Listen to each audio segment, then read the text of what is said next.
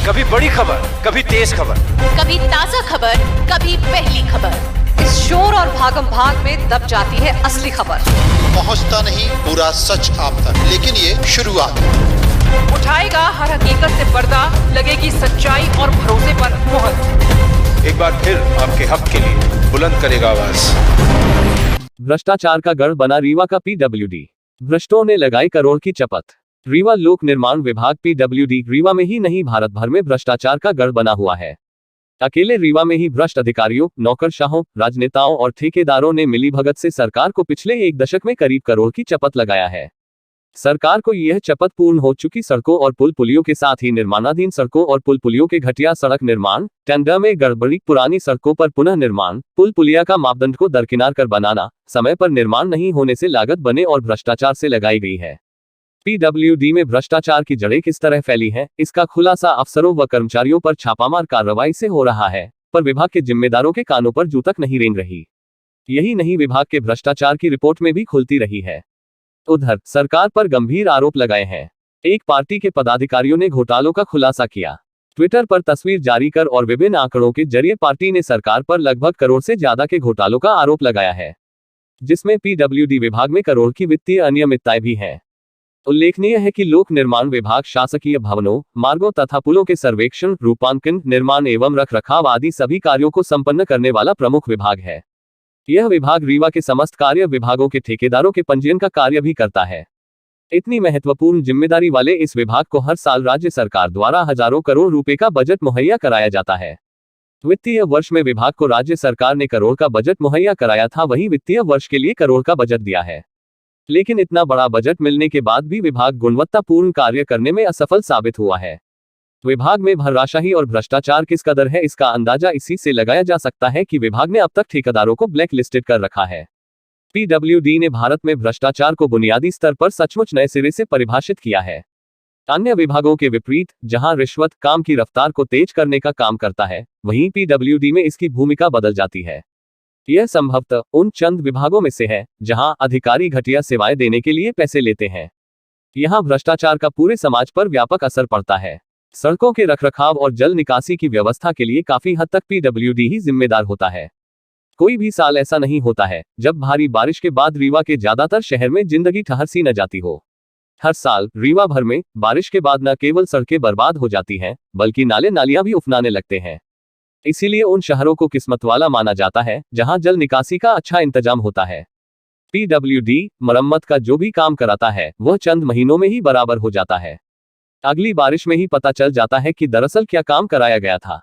नतीजा यातायात में रुकावट, सार्वजनिक जीवन में बाधा, सामग्री का नुकसान और बड़े पैमाने पर महामारी का प्रकोप। रीवा में हर साल सड़क की वजह से सरकार को सैकड़ों करोड़ रुपए का खामियाजा उठाना पड़ता है। रीवा में सड़क माफिया, पीडब्ल्यूडी के कर्मचारियों, स्थानीय राजनेताओं, वेंडरों और ठेकेदारों का गठजोड़ इस हद तक पहुंच गया है कि किसी भी ईमानदार आदमी की प्रतिबद्धता खतरे में पड़ गई है। पीडब्ल्यूडी कई बार निजी कंपनियों के जरिए निर्माण कार्य करवाता है और पीडब्ल्यूडी की नाक के नीचे और दोनों की सुविधा के अनुसार सड़कों, पुलों और बुनियादी सुविधाओं के निर्माण में धड़ल्ले से घटिया सामग्री का इस्तेमाल होता है।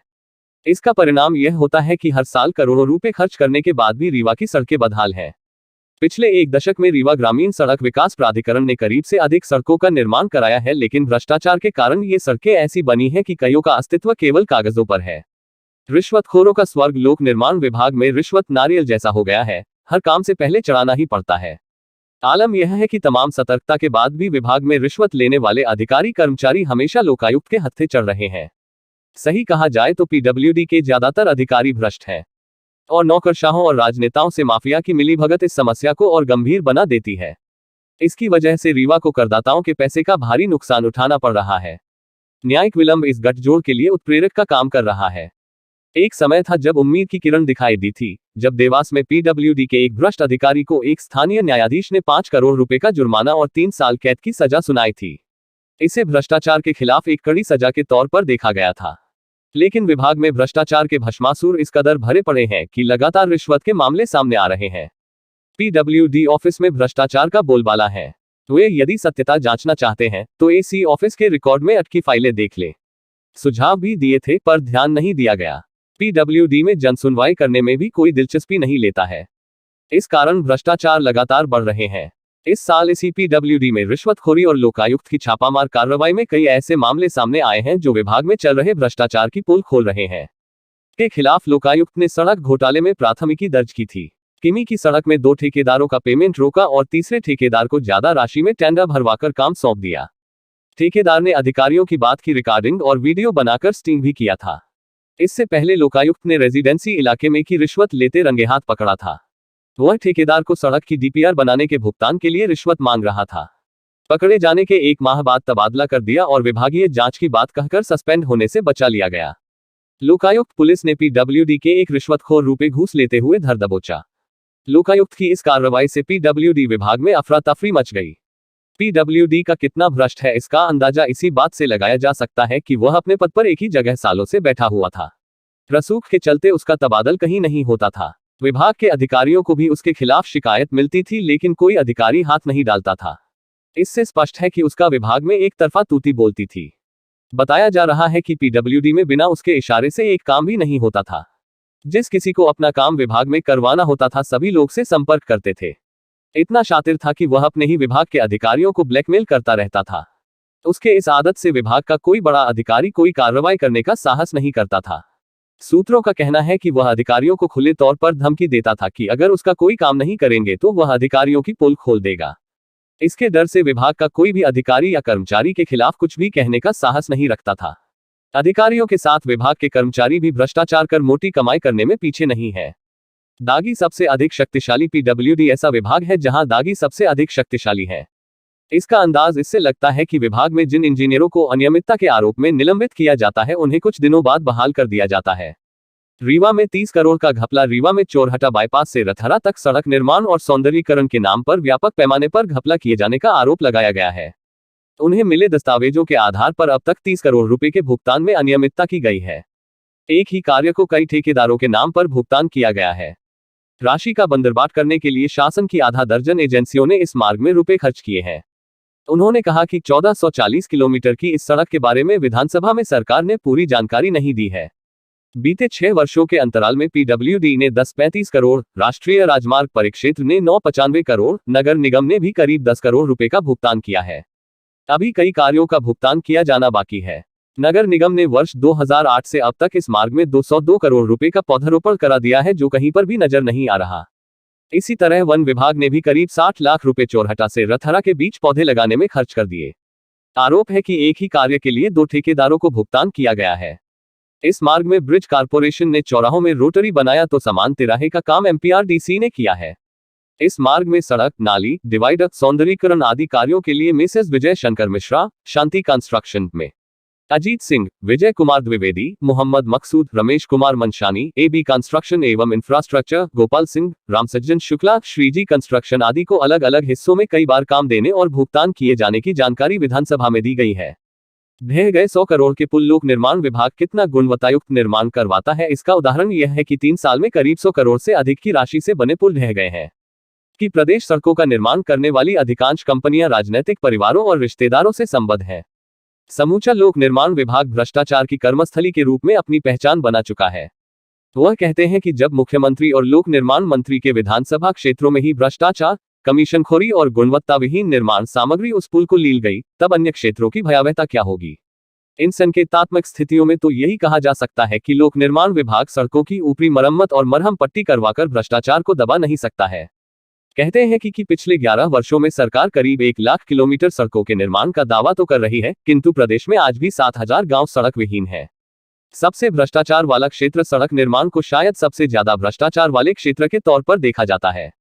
यही वजह है कि सड़क निर्माण में गुणवत्ता को लेकर हमेशा संशय बना रहता है। यह आम है कि भारी राशि खर्च करके कोई सड़क तैयार की जाती है और बारिश या वाहनों के दबाव से कुछ ही समय बाद उसके टूटने की खबर आ जाती है। शायद इसी के मद्देनजर ग्रामीण विकास योजनाओं की प्रगति की समीक्षा करते हुए प्रधानमंत्री ग्रामीण सड़क योजना के तहत बनाई जा रही सड़कों की गुणवत्ता की सख्त निगरानी सुनिश्चित करने के लिए प्रधानमंत्री ने एक प्रभावशाली तंत्र स्थापित करने का निर्देश दिया। छिपी बात नहीं है कि सड़क निर्माण की निविदा निकलने से लेकर सामग्री की खरीद, निर्माण और रखरखाव तक भारी पैमाने पर भ्रष्टाचार पसरा हुआ है। पिछले 8-10 सालों के दौरान देश भर में सड़कों का जाल बिछाने की कोशिश की गई। बहुत सारे दूरदराज के इलाकों को मुख्य सड़कों से जोड़ा गया। खासकर जब से प्रधानमंत्री सड़क निर्माण योजना की शुरुआत हुई, उसके बाद इस क्षेत्र में बड़ी कामयाबी हासिल हुई। लेकिन सवाल है कि इतने बड़े पैमाने पर सड़क निर्माण के साथ क्या गुणवत्ता का भी ख्याल रखा गया।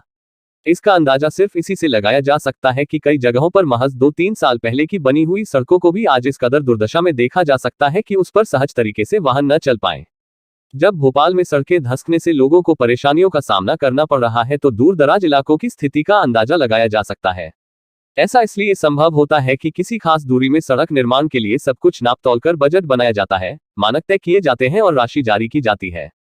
लेकिन संबंधित महकमे के अधिकारियों से लेकर निचले स्तर के ठेकेदार तक भ्रष्ट तरीके से इसी राशि में से हिस्सा बटाने के फेर में इस बात का ख्याल रखना जरूरी नहीं समझते कि इसका सड़क की गुणवत्ता पर क्या असर पड़ेगा।